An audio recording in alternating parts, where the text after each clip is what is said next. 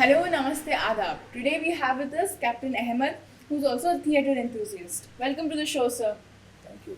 So, sir, can you please tell us about your journey in the army? How did you start? Okay. For me, army is like a family tradition because my father was in Air Force, my uncle was in army.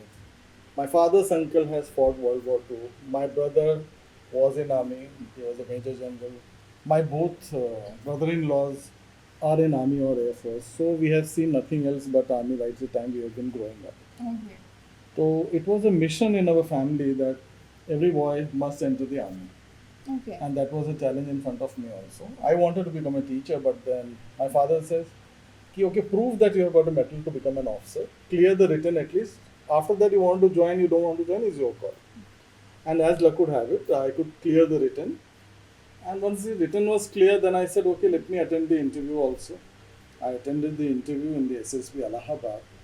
And it was a very beautiful experience. 3 days, it was a very, very stringent exercise. And I came out with flying colors. I think I was in All India top 30 or something. So, that is the time when you become from a boy and a man to take a decision. Okay, should I leave a job which is a vested officer job, or should I continue with my passion of teaching? And I decided, okay, let me take care of my parents also, as dad was also, about to retire, etc. And that's where I decided to become an army officer and complete my father's dream that yes, my second son can also become an officer. And this is how I entered the army. So, how was life in the army, sir? How many years did you serve? Life in army is simply exciting. I think every youth in our country must join army. Uh, the moment I got in the training itself at OTA Chennai, I knew I have not taken a very simple decision because the life has literally turned upside down. Totally an indoor boy, totally into books, and suddenly I was an outdoor person. I had to do exercises, I have to run around, I have to do cross country, 40 kilometers walk in one night, etc., etc. It was a very tough life. But then, as they say, that adventure today we pay, and then we try to go to all these excursion camps and all. So life was good. It made me tough. It made me determined. I was already quite punctual, but then my training in academy made me much more punctual. And then when I became an officer, I was posted on to Siachen Glacier. How many of us get an opportunity to go to a glacier? I have stayed there on top of it. It's amazing. Yeah. So in total, I think I joined as a short service commission officer. So I left after completing my short service tenure of 5 years. Okay. Yeah. So, what was what made you leave the army? I told you why I joined the army. Now the reason of leaving was I was very passionate about writing. Okay. And I wanted to become an independent writer. Whereas in the army, those times the rules say that I cannot write independently. I can write journals for army, articles for all those things, but as an independent writer, I would have had some restrictions, and I wanted to explore the world outside. Okay. And that was the reason I decided to hang boots and get into the creative world. Okay. So, do you think the transition from an army officer to a civilian is it an easy one, or did it come with challenges? Certainly, it's not an easy one. Okay. It is a very difficult decision. Though I was very determined to leave army, but after I have left army, I realized the security what I had in life of that uniform, of that belt, of that cap, was something beyond. I was so free to move anywhere with utter confidence because I was an army officer, and suddenly I had given that away, and I was like a normal citizen of India. And that's where then I felt, oh, that does matter, bearing stars on your shoulder and that OG uniform. It was not certainly very simple, and civil world was having a very different kind of a atmosphere. Whereas in army we are nurtured, each and every officer there is there to support you and take you up. They make you learn new things. They make you professionally very very sound so that you grow up to become a very fine officer. Whereas in the civil world, you are asked to perform right from the day one. People don't want to spend time in making you nurture. They want a ready-made product.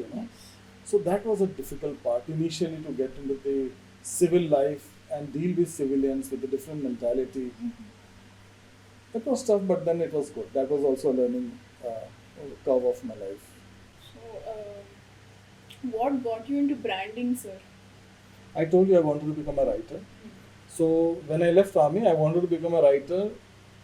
Hyderabad that time was not having Hindi film industry. Okay. It was only Telugu. I didn't know Telugu. Okay. And what other ways I could have written and earned some money was to get into copywriting and advertising. Okay. And this is how I entered into the advertising world.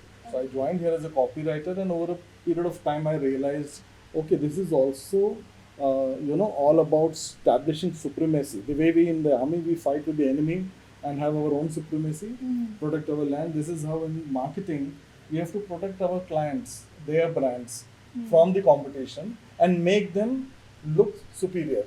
I felt amazing. I said, oh, this is also a war happening. That's where initially I used to call it advertising. Advertising. Yeah, so my spelling of that used to be ADWARTISING. So I took the whole branding thing as a war because the strategy is the strength what we are taught in the army. There, at stake is our Jawan's life, our border, our pride of the nation. Whereas here, the cost was not that high. Here it was only my client's success and revenues. Yes. And the same principles I applied in civil life, and I think I found my, battle work here, and I could do it well. So all your skills in the army paid off. Whatever you learned. Very well. I think it was as good as doing an MBA is too small a thing. I think that army course was much more refined one. Okay. Yeah, which really chiseled my thinking cells, my grey cells. Okay. Then how did theatre happen? Theatre also happened by chance. I was forced to take. I was forced by one of my friends to come to watch a theatre from Sutra-Talkies only, and Okay. that play was Sita-Apharan case. Okay.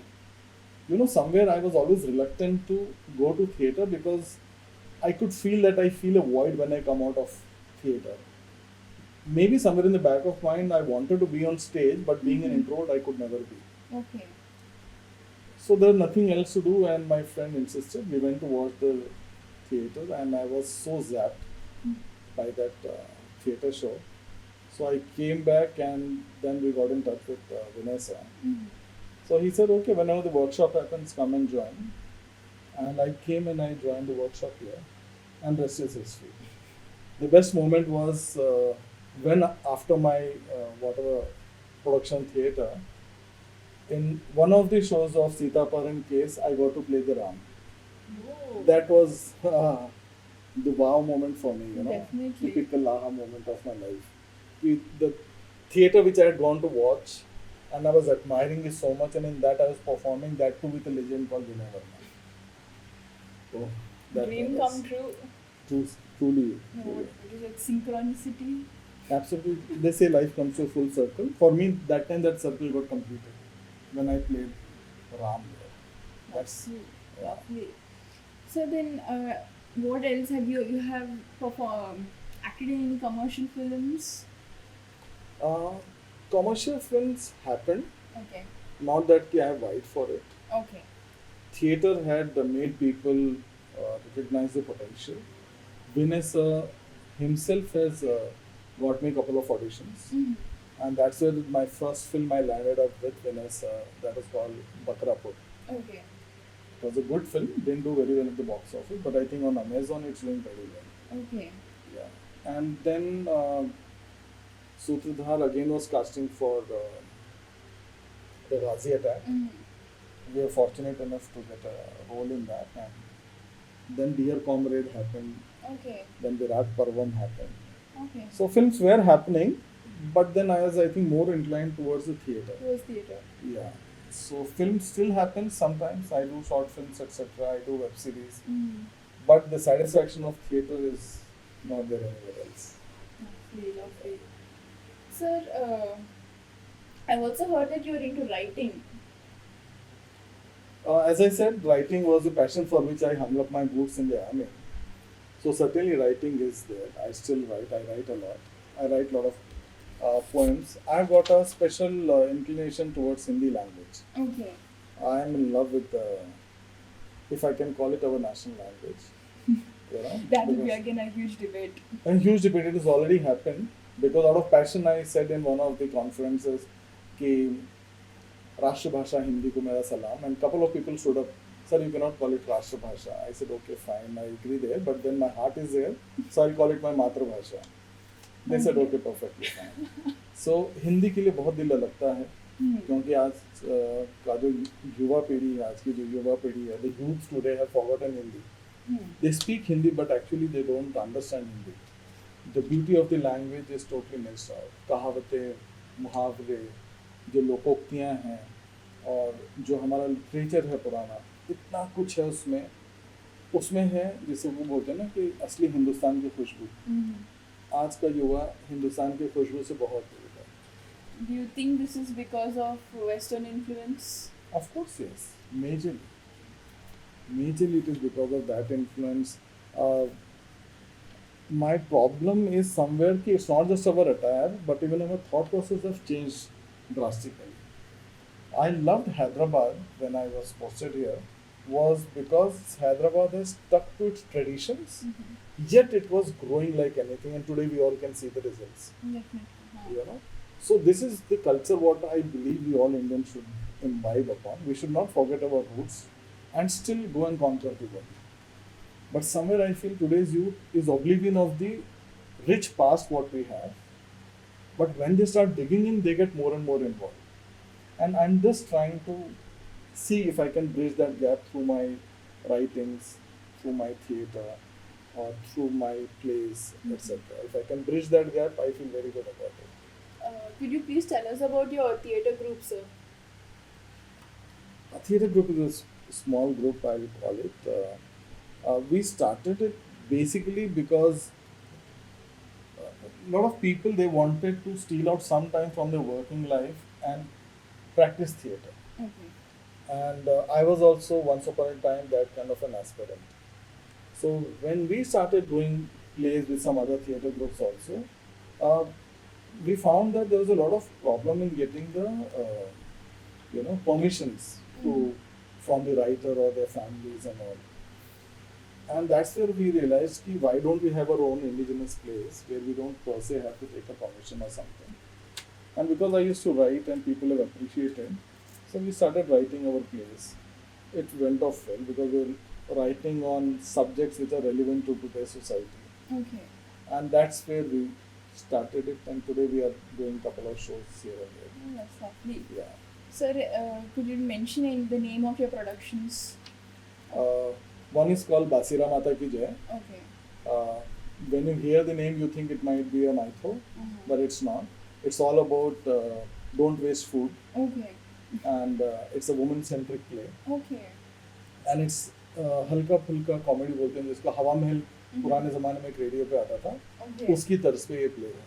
Okay. एक बहुत बड़ा social message जाता है audience को कि घर पे बासी खाना ना हो. Cook only that much what you can consume. So that is the whole message, but present it in a very different, what you can call it, some lighter moments in life. So that people don't know that we are trying to pass on a message, but by the end of the play, they all realize ये तो हमारे घर की कहानियाँ बनाते हैं stage पे. So that's one play. Second play, what I'm writing, what I have written is on Alzheimer Okay. and old age abuse. Okay. Many times we see a lot of old people standing and begging on the roads. We don't know their story. You will be surprised to know a couple of them might be from very good families and they don't know that they are actually begging. They are just standing there. Alright. I have seen practically somewhere a woman beating an old man on the road. And I was aghast. They were looking like beggars. But that thing made me realize what could be the reason this particular thing is happening, and that initiated this thought process, why can't I write a play on this? And that play's name is Shoshan. Social. Yeah. Third play what I have written is I've tried to take as talking, making youth introduced to the past. So we have gone in the eras of 60. Do you use WhatsApp? Yes, I do. Who doesn't? Absolutely. And how excited or anxiety comes to you when you don't see that some person has seen and not replied to you. Do you get anxious about it. And 2 blue tick आ गए, still जवाब नहीं आया अभी तक. So I disabled my blue ticks. Smart girl. But in general, this anxiety is there. Yes. Today we send a message and we expect immediately a reply. Yes. Whereas once upon a time, we never used to hear from our near and dear ones for 15 days or 20 days maybe. But all is well. That was the kind of philosophy at that time. अगर Telegram आया है मतलब कुछ खास है, या तो किसी की डेथ हो गई है या फिर कोई शादी है. These are the only 2 reasons for telegrams. Good news or death. Many places तो the moment लोग सुनते थे कि टेलीग्राम आया, the ladies of the house used to get into the what you can call it विलाप, कि हाँ है दैया चले गए कौन, पता पड़ता है कि नहीं भैया उनके यहाँ बेटा हुआ है. So ये था. और उस जमाने में अंतर्देशीय पत्र होते थे या पोस्ट कार्ड्स होते थे. ये चीज़ें हमारा कम्युनिकेशन का जरिया था, जो कभी 10 दिन में मिलता था तो कभी 15 दिन में. आजकल पोस्ट बहुत फास्ट हो गई, बट उस जमाने में बहुत कम था. तो उस परिप्रेक्ष्य को लेकर के 60s के एरा में मैंने वो कहानी लिखी. इट इज़ कॉल्ड 10 पैसे का पोस्ट कार्ड. 10 पैसे का पोस्ट कार्ड. या तो इट इज़ त्रिअंकी है. तो पहले अंक में एक बूढ़ी औरत का दिखाया है कि वो गांव में अकेली रह रही है, और उसकी मनोदशा दिखाई है कि उसको बहुत दिनों से अपने बेटे का खत नहीं आया. अच्छा. लेकिन उसको जब मनी ऑर्डर आता है तो वो खुश नहीं होती. कहती क्या फायदा ये 75 रुपए का 10 पैसे का एक तो पोस्ट कार्ड नहीं लिखत रहे. सो शी फील्स पेन कि मेरे बेटे ने मुझे चिट्ठी नहीं लिखी, पैसा का क्या. And the other way we have shown a young married woman who separated from her husband due to some unforeseen reason. She is connected with him through postcards. Okay. She is writing romantic postcards to him. And that gentleman is on the border area. He is in a war zone. And these postcards are something which gives him relief in his war zone moments. He reads the same postcard again and again and again and remembers his wife. And this is how the plot is. So we are trying to showcase the importance of communication in those days and the anxiety which is existing in today's society. कि बस थोड़ा सा ठहर जाओ, life में इतना तेज भागने की ज़रूरत नहीं है. तो ये है 10 पैसे का post card. And one more play I have written on, we generally feel a woman doesn't do anything at home if she is a homemaker. But she, maximum time she is busy responding to a doorbell or a telephone call. Seriously, I have experienced it personally. I stay for 2 days at home during a weekend, and I know if my wife is not there, my life is hell, because every time I have to run and open the door for somebody. Keeping this, a plot came in mind, and I have written a play called Doorbell, which is about a woman who is staying alone and how she interacts with people. It's more or less not a monologue, but there is only that woman on the stage all through the time. Okay. Coming out well. I hope you like it next time when we do it. Definitely. So these are the 4 plays on the card right now. Okay. Any future plans For, in theatre only or acting? of course, yes. Like I said, these things are running on. Yeah, running. So they will keep on happening time and again. We go to, we take our play to other cities also. Background in the army, does it anyway affect your performance, your art, your craft? I think I told you in initial question only that my father was also in Air Force. So many times people ask me, Captain, where are you from? You know, and I say I'm from all over India. The reason is that we had never stayed in a place more than 2 or 3 years because of the postings what my dad used to get. Yes. So that growing phase of my life had a major influence on my thought process. Okay. When my dad, I was born in Bidar. Dad was posted in Bidar. Okay. From Bidar, we went to Jodhpur, Rajasthan. We stayed there for a couple of years. Then we went to Jamnagar. And from Jamnagar, we came to Pune. From Pune, then we went to Bhuj. Now, these all cities were alien in those days. We had to search on Atlas. That time, printed Atlas used to come. Have you seen that? I have in school. Oh, lucky you. Otherwise, people today immediately take out GPS and at the Bhuj and everything comes up. But once upon a time, we used to wonder, Bhuj, ये कोई जगह का नाम होता है? And when we had gone, it was pure desert. Okay. When we were staying in Lucknow, Even Lucknow, we were 20 kilometers away from the city because the Air Force stations are always away from cities because of the aerodromes and the flying planes, etc. So, where we were staying in Bakshiga Talab, that was the station name in Lucknow, it was 20 kilometers away and it was all surrounded by villages. Okay. So, मुझे याद है सुबह सुबह हम लोग दूध लेने जाते थे, तो गांव में जाते थे दूध लेने, तो पूरा खेत क्रॉस करके वो एक बीच में एक तालाब होता था, उसको क्रॉस करके फिर जाते थे, फिर उनकी भैंसें बंधी होती थी, उनके घर में कभी वो गन्ना कटता रहता था या फिर चारे कटते रहते थे। तो वो जो पूरा दृश्य मुझे याद आता है, मेरे को प्रेमचंद की कहानियों में ले आता था, और मैंने प्रेमचंद को बचपन में बहुत पढ़ा है। So Premchand is somebody whom I can say is my inspiration in writing। और हिंदुस्तान के गांव देहात मुझे बहुत प्रिय हैं, बहुत क्लोज है मेरे हाथ को, बिकॉज मेरा काफ़ी हद तक बचपन वहाँ पे गुजरा है। तो आज भी जब मैं लिखता हूँ, ज़्यादातर मेरे टॉपिक्स यहाँ वहाँ से निकलते हैं जो मैंने बचपन में कभी एक्सपीरियंस किया है। तो वो ताज़े कभी कभी मेरी राइटिंग में आ जाती हैं। And army certainly has help me a lot. Not I will say all of my play, but कहीं ना कहीं आपको मेरे प्लेज में एक आर्मी की झलक आ जाती है उसमें। लाइक मेरे 10 पैसे के पोस्ट कार्ड में मेरा तीसरा कैरेक्टर इज अ जवान, he is on the border area and like wise. So army में और एयरफोर्स के बैकग्राउंड में रहने का एक बहुत बड़ा फ़ायदा हुआ कि मुझे अलग अलग तरीके के लोगों से मिलने का मौका मिला। लखनऊ में रहते हुए मैं केरला वासियों से भी मिला, जबकि उस ज़माना में लोग everybody was Madrasi down Hyderabad, you know, सब लोग मद्रासी थे। बट तब हमें पता पड़ गया था नहीं, केरल अलग होता है, मलयालम अलग होता है, तमिल अलग होता है, कन्नडिगा अलग होता है और तेलुगु अलग होता है, ओडिया अलग होता है। तो ये सारी चीज़ें वरना मुझे कहाँ मिलती हैं जानने को, ये सब चीज़ें, और उनके खान पान, उनका रहन सहन, उनकी लोक शैली, उनके लोक नृत्य, ये सारी चीज़ें मुझे सब जो भी देन है मेरी आर्मी से ही है, मैं कह सकता हूँ, क्योंकि मैं इन सब के बीच में पला बड़ा हूँ। तो वो जो विविधता है, what we call it really unity in diversity, actually we can see that in the army, and even in my writing I want to bring in those things.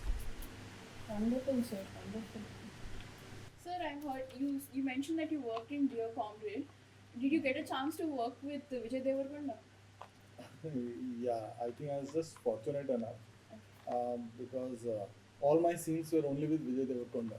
Okay. Yeah, I was playing the what you call it, the negative character there, who causes Vijay Devarkonda to run away from the college. Okay. So I was, you can say, fortunate enough to have all my scenes only with him, and it was really a great experience working with him. You know, the good part is I had heard that he is from theatre background, and there I realized that he is also from Sutra-Talkies. He has also learned acting from Sutra-Talkies, and it was a very beautiful chemistry, I'll say, because he realized after 2 takes, he said, "Captain, Telugu nahi aata." मैंने कहा नहीं आता। कि how did you land in this film? I said, director called me. He said, okay, and he was such a beautiful co-actor. He said, "Captain, don't worry on the dialogue. You say whatever you want to say in Hindi. Keep the meaning same. I want the expressions perfect because I have to react to your dialogues." I said, okay, that I can do. And that's how the shooting in Dear Comrade became so convenient for me. Because I was the only one on the whole set who didn't know Telugu. And rest everyone was talking typically in Kakinada Telugu. So I had no idea what was happening in and around me. So Vijay Devarkonda came as really a, I can call it an angel, that he said, okay, carry on, Captain. And all of us scenes went off so very well. He improvises on the spur of things also many times, his body action and all, and he will inform the director, so this is what I am trying to do, is it okay? Once he says okay, then he briefs the co-actors also. I am doing like this, so now your situation reaction should be like this. So the best scene was when I was dragging him out of the classroom holding his collar, and outside there was a slapping scene. So we were discussing the slap scene, and you know, the fight masters, they teach you the stunt master, sorry. Ki, sir, when you hit, it should not hit his face, it should go out from here. It was looking very artificial to me. Theatre में तो हम लोग direct मारते हैं. So एक दो shot हुए, clear हुए. Then finally it came कि he had to hit me back. Okay. So he said, sir, I'll be very aggressive. मैंने कहा, please go ahead. He said, sir, then but your action should come out very well कि आपको चोट लगा है. मैंने कहा, why do you want to take an action? You can slap me. He said, are you sure? I said, yes. Theatre में करते हैं ना. कहता, sir, that's the spirit. Okay, I'll do it. And you'll not believe that was the last scene of mine in the movie where he comes and he slaps me. He's actually slapped me very hard. Okay. And that scene was, I think, cut in one single go. It was very nice. So certainly working in both was an experience in its own. You are both Guru Bhais. In a way, yes, that's a good thing. We're Guru Bhais. I was older to him, that's a separate issue. But yes. Definitely. Okay, sir. I'm going to change the questioning now. I will come back to your life in the army. Okay. Quite a roller coaster questionnaire you have. Yes. Okay. Similar to your profile, sir, you've dabbled in so many different things. Yeah. I'll say again, God has been kind with me. So, sir, you have served on two highest posts or two highest peaks in a war zone. So, could you please tell us about that? Okay. As I said, God has been kind to me. So, after my training, when my first posting came, it was in Siachen Glacier. Okay. And Siachen Glacier, as we all know today, it's a war zone, undeclared war zone. And we were youngsters. I was hardly 23 years old. 23, yeah, I think so. And we went for a person who has been staying in the plains in hot areas like, Lucknow, Bhuj and all these places. Suddenly we were transferred to ice-clad mountains. And we were actually staying on heights which are 19,000 plus. Oxygen was less. We cannot breathe properly. Temperatures are sub-zero all the time. But we got acclimatized there. Army trains you for that. And when we finally were going on the Siachen for our, on the glacier that is, then the real challenge started. So we are told your first enemy is the weather, second enemy is the real enemy, that is Pakistanis. And so we are told very clearly that you have to protect yourself against weather first. If a lot of people come back with amputated fingers, amputated toes because of the frost bites. Couple of people come back with snow blindness. They lose their eyesight. Some people are not fortunate enough to come back alive also because they don't take precautions and their lungs get filled up with water, their brains get filled up with water. So these are the kind of things which are very common there. And if we don't take precautions, we might end up in one of those situations. So when we went up, it was a 4 days walk to our base camp. And I was supposed to go to one particular post. I will not take the name of it. But that post was around 20,000 or 21,000 above the sea level. It was the second highest post. But while we were waiting to go on to that particular post, I got a message from my superior officer. I remember Major Praveen Chopra. He said, Ahmed, यार तेरे लिए bad news है. मैंने कहा क्या हो गया sir? घर पे सब ठीक है? कहता हाँ घर पे सब ठीक है. दूसरी bad news है. मैंने कहा वो क्या है? तो he said यार तेरे को ना बाना पे जाना पड़ेगा. And Bana is supposed to be the world's highest man-occupied post in a war zone. That is at around I think 24 plus thousand feet, I think so, above the sea level. And I think, what's the height of Mount Everest? It's around 19, no, 24. It's around 28,000 or something. So the day I had gone over to the Bana, it was an adventure because we had to do a mountain climbing of around 500 meter ice wall, which is around 85 degrees in the the what do you call that? The vertical. Three. That was a vertical wall of around 80 to 85 degrees. And we were doing all our mountaineering on that, and we climbed up on the top. Stayed there for a couple of weeks. And the bunker in which we were staying, it was just roughly 6 by 6. And I think we were 5 people staying in that. Okay.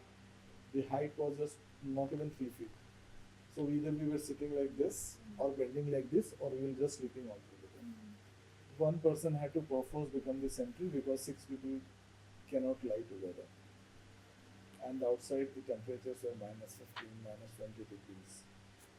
And the moment you come, the only place to go was you are sleeping in the bunker or you come on the top of it and sit on top.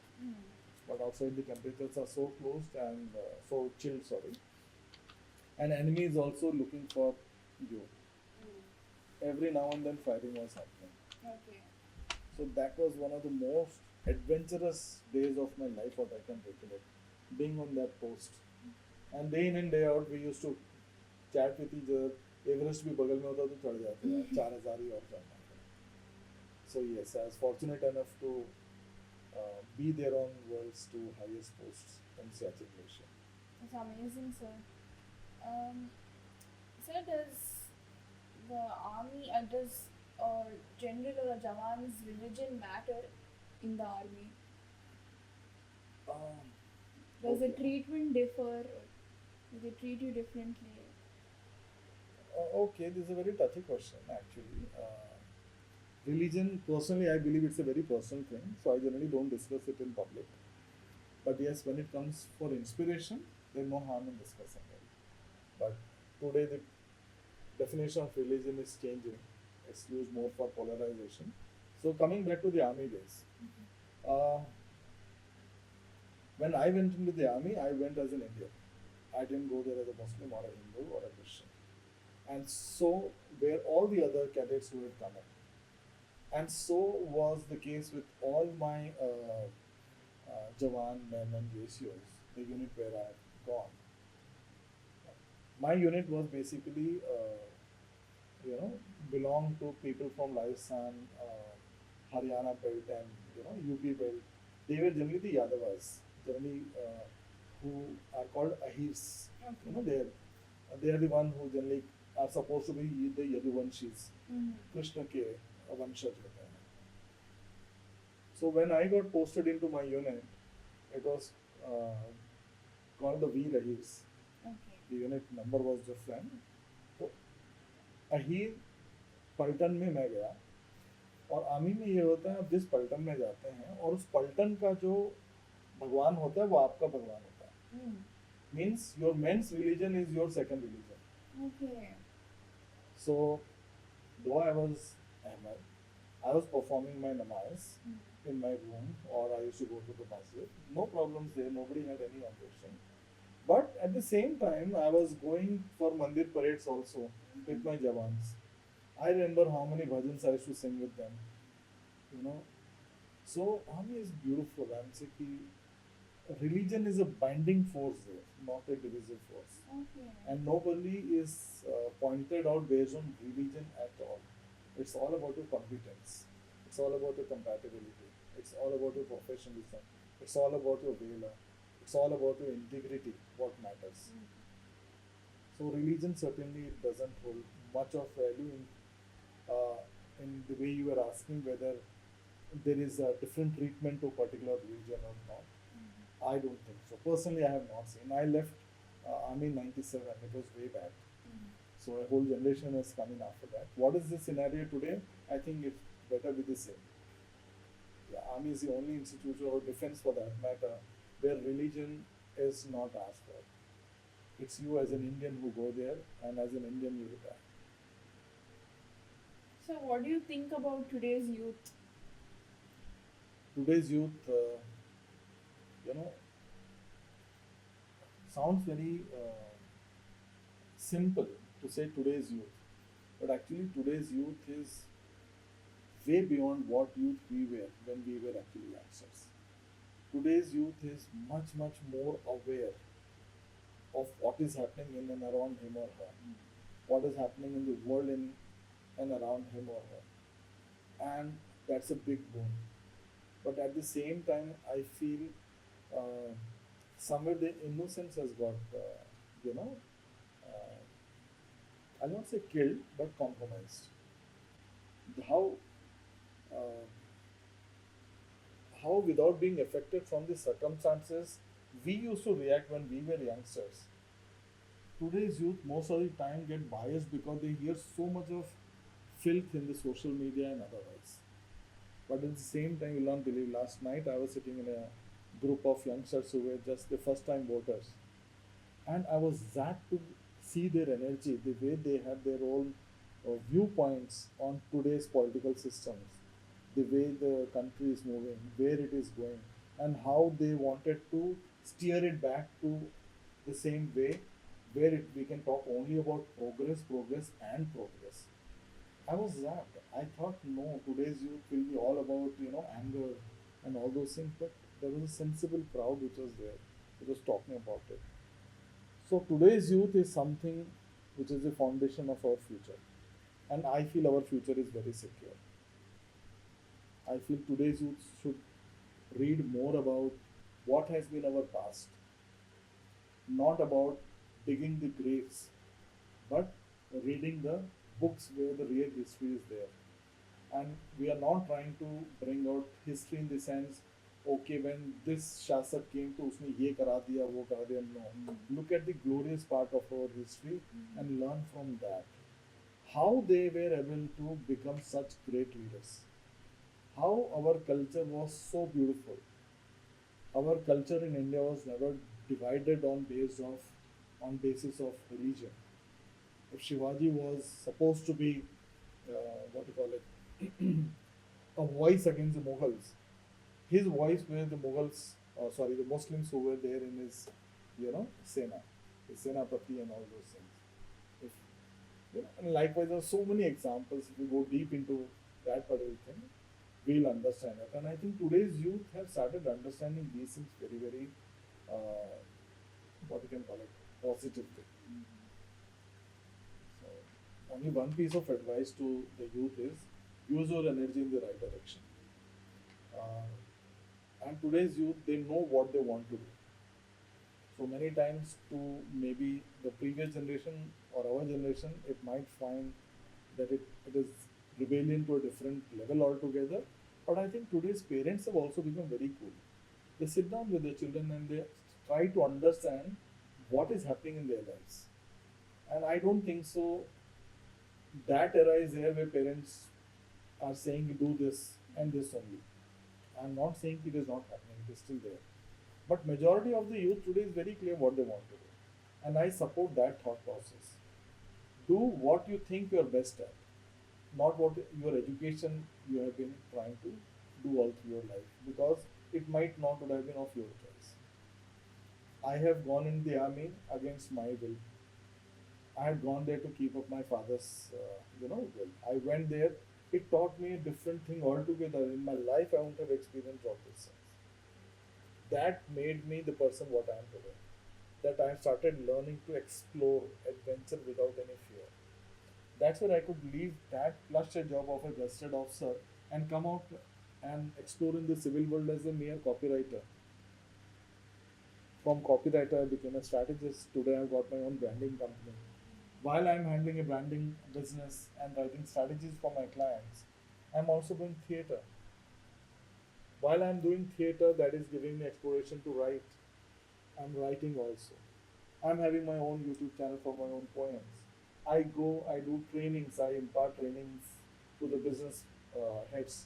I coach them how to do business. So much of variations in life can come within one person. Today's youth is much more than what I am. So I'm having a lot of hopes with them. I learn from them every passing day. Most of my friend circle is under 25, and they keep my mind moving. Okay. I learn a lot from them. I hope I can become as energetic as them, but then. Okay, so thank you so much for your time and for sharing your journey with us and such a wonderful message to the youth. So thank you, sir. Thank you so much for taking me here.